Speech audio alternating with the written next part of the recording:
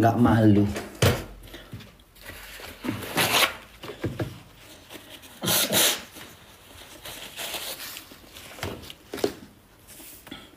Nggak malu.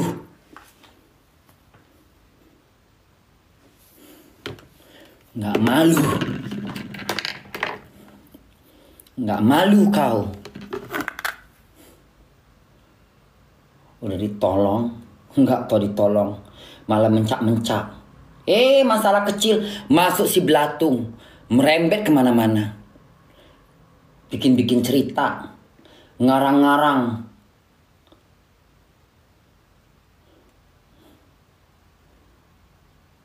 Nggak malu kau belatung. Pengacara nggak punya harga diri. Pengacara nggak punya harga diri. Harga dirinya udah jatuh di depan Bunda Korla. Harga dirinya udah jatuh di depan Bunda Korla. Harga diri seorang pengacara belatung sudah jatuh di hadapan Bunda Korla. Ya, potong rambut. Kena makian kan? Kena repetan Bunda Korla langsung potong rambut. Takut dia akhirnya kan? Dilaknat oleh Allah. Dijauhkan rahmat. Apa artinya laknat? Ya, ketika kalau ada kalimat dilaknat oleh Allah, dilaknat oleh Nabi Muhammad, dijauhkan rahmat. Itu artinya laknat. Lelaki rambut panjang melewatin bahu, ya, memakai bendo, yang bergaya seperti perempuan, lelaki tulen yang terlahir dengan nafsu, ada nafsu dengan perempuan, udah pernah ngewong sama perempuan, ya, tapi bergaya seperti perempuan, itu dilaknat. Dilaknat. Apa artinya dilaknat? Dijauhkan rahmat. Makanya hidupnya nggak pernah berkah. Kenapa? Dijauhkan rahmat dari Allah. Makanya hidupnya nggak pernah berkah. Ribut sana, ribut sini, bikin ulah, mancing-mancing di air yang keruh. Di mana ada viral nongkrong, cari duit, makan nasi, cari nasi, cari sesuap nasi. Dari kasus, dari masalah yang nggak selayaknya dia nongkrong. Tengok kalau pengacara hebat, mana mau? Buat dia masalah Agus tuh nggak penting diikutinya. Itu namanya pengacara punya apa ya? Punya kelasnya. Ya, si belatung nggak punya kelas. Nimbrung. Ya kan? Mau pansos, mau nebeng. Karena namanya nggak naik. Udah nongkrong di badan Bunda Korla, udah ngadu-ngadu, udah ngelaporin gue ke kantor polisi biar naik namanya, boro-boro naik sampai sekarang. Tetap aja tenggelam. Ini nyentil-nyentil Bunda Korla lagi biar naik, nggak bakal naik nama kau.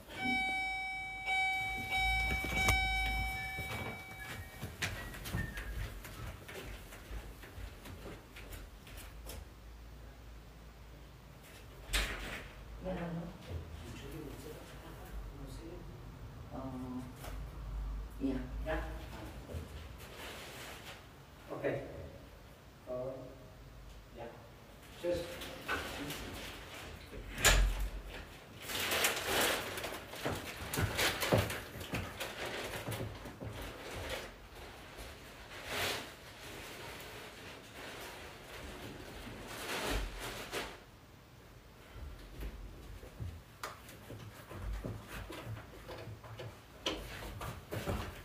Ada titipan orang sebelah.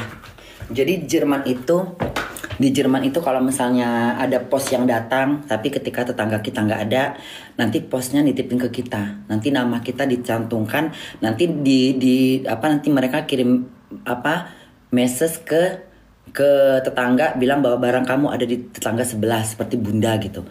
Nanti mereka ngetok. Di situ Jerman tuh begitu. Jadi karena kan orang kalau misalnya hari ini kirimannya datang gitu kan, dia orangnya nggak ada, nanti dia ngebel tetangga yang mana yang bisa diminta tolongin. Itulah namanya.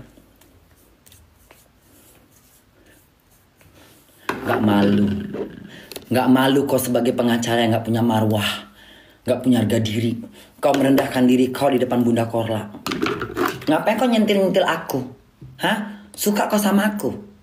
Hei pengacara belatung, suka kau sama aku? Nggak ngaca kau nyentil namaku. Muka kau pahit. Ya, istilah orang Medan kecut. Nggak malu kau nyindir aku. Aku di mana, kau di mana? Terlalu jauh kau nyindir aku yang di Eropa. Aku nggak punya masalah sama kau. Aku cuma mempermalukan si Agus. Memang pantas dipermalukan. Kau nggak punya hak ngelarang mulut aku untuk stop. Kau yang stop. Nggak malu kau. Nggak punya kaca kau di rumah. Hah? Nggak punya kaca. Suruh belilah sama orang rumah. Kalau kau nggak bisa jalan. Ya.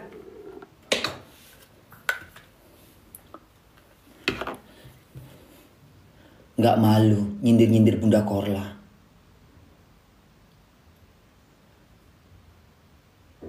Semua orang mau dilaporinnya. Semua. Ya. Nggak puas ngelapor. Udah kena kecil ngelapor sama orang tua. Ngelapor. Dengan bahasanya dia itu. Tapi laporannya nggak ada yang naik. Nggak ada yang digubris. Nongkrong aja di kantor polisi. Nggak dibahas. Bikin capek kaki kau melangkah. Nyampe sih nyampe. Cuman nggak tahu tadi mana laporannya. Di bawah meja kali. Nggak penting. Nggak, itu hak polisi. Ah bikin ribet kau ah. Nggak ada waktu, nggak ada hujan, nggak ada gempa. Kau ngelapor aja. Orang yang nggak perlu kau laporin. Nggak genah kau. Bunda Korla kan cuma hiburan. Joget-joget di TikTok. Apa urusan dengan budaya-budaya? Dia tinggal di Eropa kok. Eropa ini bebas berekspresi, bebas mengeluarkan pendapat, bebas melakukan sesuatu hal yang tidak melanggar undang-undang. Itu nggak melanggar undang-undang. Mau joget-joget kek, mau bahasa-bahasa dia kek, itu nggak melanggar. Itu nggak ada temanya di ujaran kebencian, nggak ada. Kecuali aku mengadu domba, kecuali aku menghina agama orang, aku mengolok-olok keyakinan orang, itu baru namanya ujaran kebencian. Ya, di mana otak kau sebagai pengacara yang katanya punya ilmu kau masih di bawah telapak kaki bunda. Nggak tahu katanya ujaran kebencian. Itu bukan ujaran kebencian. Kalau ujaran kebencian mengadu domba, mengajak orang untuk ribut kayak kau itu, mengajak orang untuk provokasi. Ya, ngapain kau nyebut nama Pak Prabowo? Kenapa? Biar dilihat orang. Pak Prabowo mengundang si Agus. Itu bukan urusan dia. Masih banyak kerjaan Pak Prabowo. Bukan ngurusin mulut kau. Nggak malu kau. Biar dilihat sama Pak Prabowo. Pak Prabowo aja nggak nganggap kau. Kau minta dianggap. Masih mending aku. Dilihat sama Pak Prabowo. Nggak malu kau. Nggak malu. Dikiranya Pak Prabowo ngurusin si Agus yang matanya buta. Masih banyak urusan dia ngurusin pemerintahan. Ya, masih banyak urusan dia. Nggak genah. Nyuruh-nyuruh Pak Prabowo ngundang si Agus. Terus kau yang datang. Iya, apa mau kau bahas? Nggak penting pula kata Pak Prabowo siapa kau. Kalau Pak Prabowo ngundang si Agus bukan Pak Prabowo turun tangan. Masih banyak tuh dirjen-dirjennya, masih banyak menteri-menterinya, dan masih banyak wali-wali kota, kecamatan, kabupaten, bupati, rumah sakit. Sok-sokan. Ya. Mentang-mentang diundang sama Ambiar. Gak usah ngundang-undang dia lagi. Ya. Gak usah ngundang-undang si itu. Gak malu. Pakai ngundang-undang. Sok mengadu. Kalau bisa Pak Prabowo. Ngapain kau nyuruh-nyuruh Pak Prabowo? Ngapain kau mesti ngasih usulan ke Pak Prabowo? Kau bukan menteri. Kau bukan menteri. Kau nggak ada urusan nyuruh-nyuruh Pak Prabowo ngundang-undang si Agus ke istana. Emang penting kali si Agus itu. Cuman gara-gara disiram air keras. Masih ada polisi yang bisa nangin yang bisa nangin kasus Agus. Harga itu para hakim. Kau jangan melangkahi kerjaan mereka. Kau jangan ambil kerjaan para hakim. Kau jangan ambil kerjaan seorang polisi yang menangani kasusnya si itu Agus. Bukan urusan kau. Ya, kau jangan ambil tugasnya menteri. Kau jangan ambil tugasnya bansos yang sosial. Itu bukan tugas kau. Nggak diajak ya. Iya. Katanya aku pernah tapi aku nggak pernah dipanggil. Nopi udah hadir tuh, diundang sama menteri. Kau nggak diundang, nggak diajak kau. Kau nggak pantas kaki kau nginjak.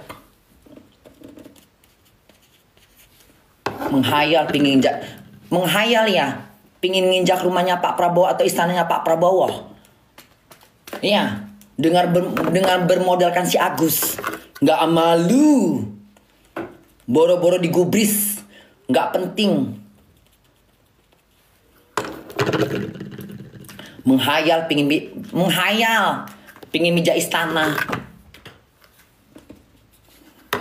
Apalagi tujuan dia itu, kalau untuk menginjak istana. Biar dilihat, ini nih gue pengacara belatung, bisa bawa si Agus ke istana presiden, istana siput, ya, istana siput sono, nggak malu,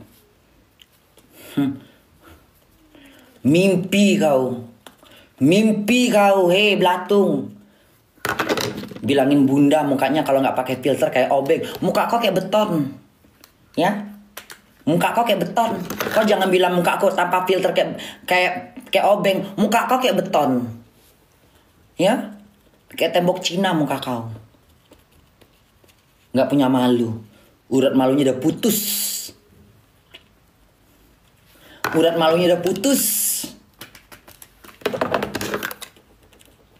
Nggak malu, nggak sadar diri.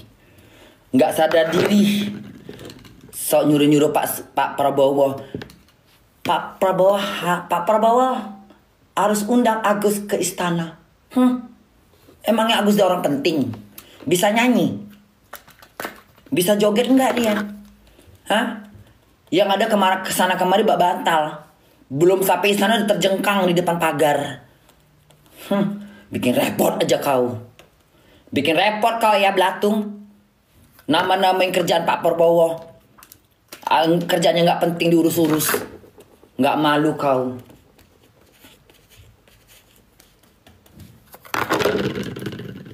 Nyerang body shaming. Ya, nyerang fisik. Menyerang fisiknya Bunda Korla.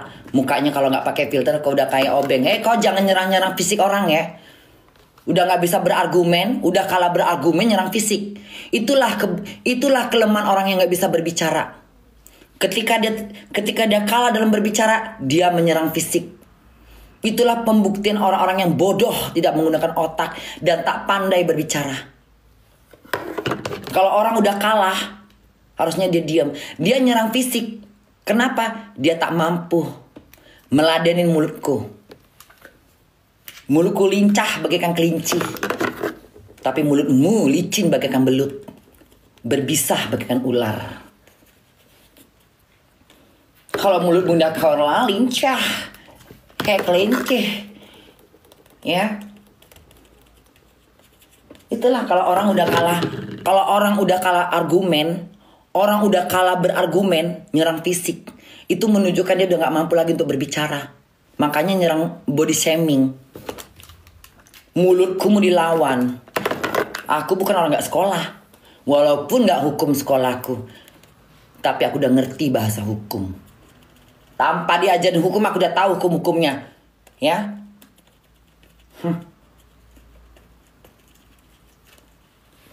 Udah berapa kali aku ganti pengacara di Jerman ini. Aku pakai pengacara luar lagi, pengacara Jerman yang aku pakai. Nggak ada model pengacara Jerman kayak kau modelnya. Yang suka bergaduh sama masyarakat. Nggak ada pengacara sini melapor. Nggak ada. Nggak dianggap. Di Indonesia masih aja menanggapin laporan dari pengacara. Masa pengacara punya hak ngelaporin rakyat? Masa pengacara punya hak untuk melapor masyarakat? Nggak punya hak, harus dia melindungi masyarakat. Bukan ngelapori masyarakat di penjara. Udah nggak genah itu berarti. Masa musuhnya masyarakat? Kelasnya berarti nggak sama dong. Berarti dia kelas masyarakat, cabut dong ke pengacaraan dia. Jadi kan masyarakat biasa. Ya, jangan menggunakan ilmu kau untuk ngeracunin. Jangan menggunakan ilmu kau untuk merugikan orang lain. Ya, seorang guru silat, dia belajar silatnya untuk melindungi diri dia, tapi bukan melukai orang lain. Kau melukai orang lain, yang nggak gena-gena dilapor, nggak jelas kau ngelapor orang, kebanyakan lapor. Kapan kau melapor sama malaikat untuk dicabut nyawa kau? Lapor dong sama malaikat, cabut nyawa saya. Lapor dong.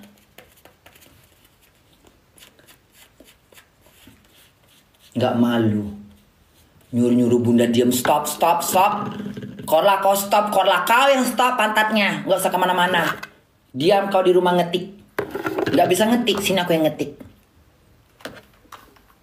Kalau ngetik kalau cuman bikin-bikin sensasi, story, oh rajin. Pengacara kok bikin status. Nggak malu. Apa itu pengacara bikin status? Bikin status itu kerjaan masyarakat, bukan kerjaan pengacara. Pengacara kok main medsos. Cari kerjaan dong. Cari itu perkara yang jelas. Bukan cari-cari kerjaan yang nggak ada kerjaan. Bikin beban aja taunya. Nggak malu.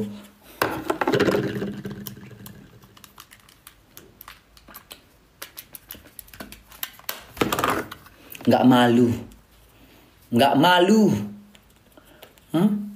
Kau kumakan sama mulut aku. Kumakan kau dengan mulut aku.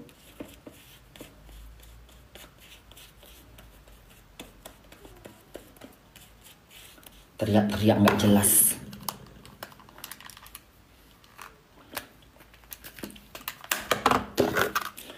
Nyerang-nyerang fisik. Hari gini nyerang fisik.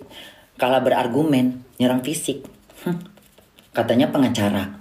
Harusnya pengacara itu pintar dong dalam berbicara.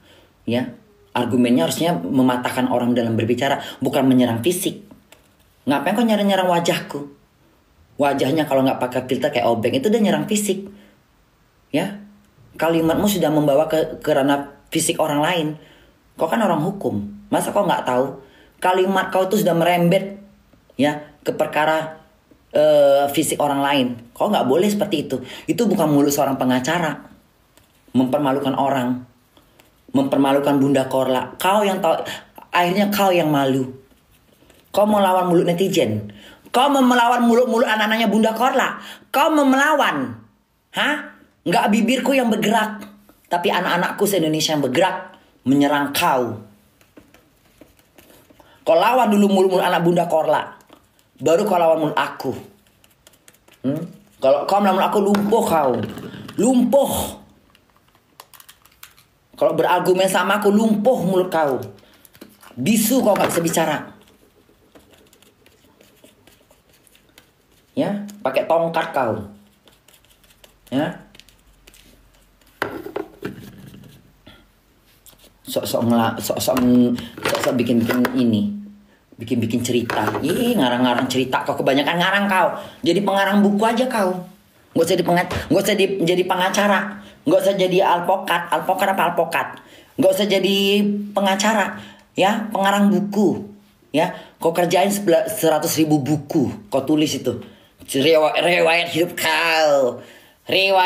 kau. Nggak malu. Meladeni seorang Bunda Korla. Nggak malu. Sengaja menjatuhkan derajatnya, menjatuhkan harga dirinya sebagai pengacara belatung, pengacara ngondek, mulutnya ngondek. Kenapa gue bilang dia pengacara ngondek? Yang ngondek mana laki-laki pakai bendo. Hari gini laki-laki pakai ngendo kalau nggak ngondek. Cuma laki-laki ngondek, lelaki tulang lunak yang boleh pakai bendo, dibolehkan karena ngondek. Kau nggak ngondek kan? Kau masih ngaceng kan nengok perempuan? Nggak malu.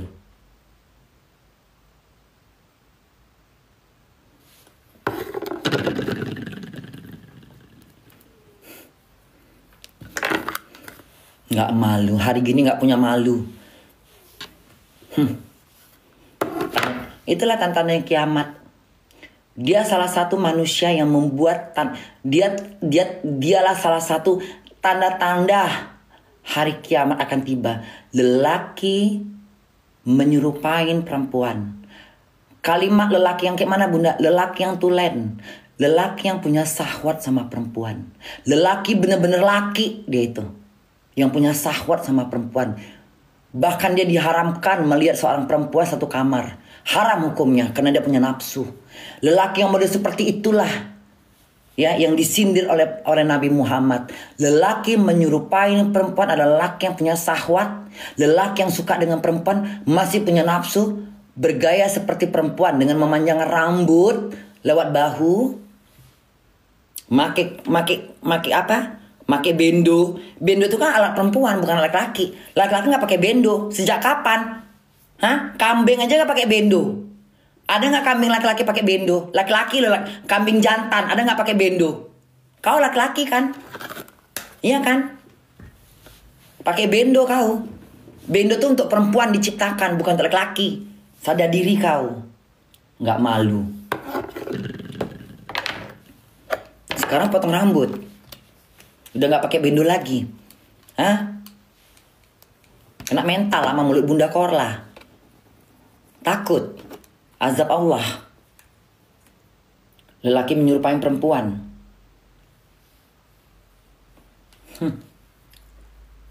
Gak malu.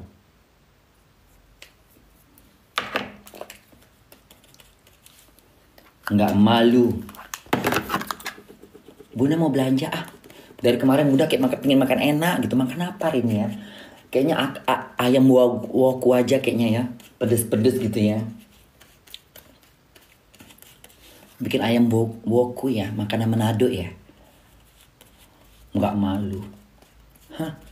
Nggak malu. Tapi Bunda mau pakai kuah-kuah Ayam begu. Ayam apa namanya? Ayam apa? Ayam apa namanya? Ayam apa namanya? Ayam apa? Ayam woku Bunda, ayam woku. Makanan Manado. Suka aku. Biar pedas mulut aku. Mulut aku udah pedas, dipedesin lagi. Ya. Malulah kau sebagai pengacara belatung ngeladenin seorang Bunda Korla. Malu kau, harus punya harga diri kau. Kau menjatuhkan derajat kau sebagai pengacara meladeni seorang Bunda Korla yang terkenal artis papan atas internasional, go internasional ya. Punya album di luar negeri. Malulah kau. Aku bukan lawan kau, gak sebanding kau sama aku, minggir kau. Ngomong kau sama bahuku. Bahuku tinggal di Eropa. Badan kau tak mampu tinggal di Eropa. Status kau pengacara tapi kau gak mampu tinggal di Eropa. Malu dong sama bahuku.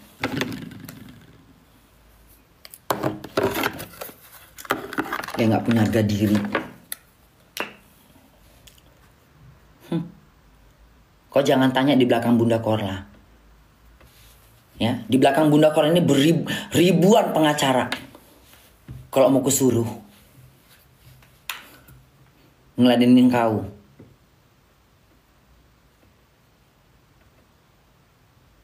Ya, kalau aku mau ngelaporin kau ke kalau aku mau ngelaporin kau, nggak terima dengan tuduhan-tuduhan kau itu, ya berebut pengacara, ya berebut pengacara. Tapi maaf, aku udah punya pengacara yang hebat. Ya, kalau aku butuh pengacara untuk ngelaporin kau karena tuduhan-tuduhan kau nggak terbukti mengatakan aku makan uang donasi, ya mencemarkan nama baik aku sebagai seorang Bunda Korla. Ribuan pengacara berebut, ya berebut semuanya.